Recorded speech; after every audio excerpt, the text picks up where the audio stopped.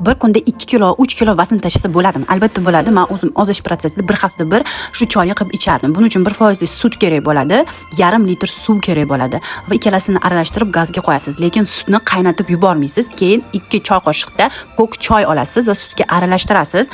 Yaxshilab ko'k choyni aralashtirib bo'lganingizdan keyin gaz yana biroz yoniq turadi, lekin sut qaynab ketish kerak emas, issiqroq bo'lishi kerak sut. Qarab turasiz. Keyin o'chirib qo'yasiz gazni va qopqog'ini yopib qo'yasiz va yarim soatga olib qo'yasiz.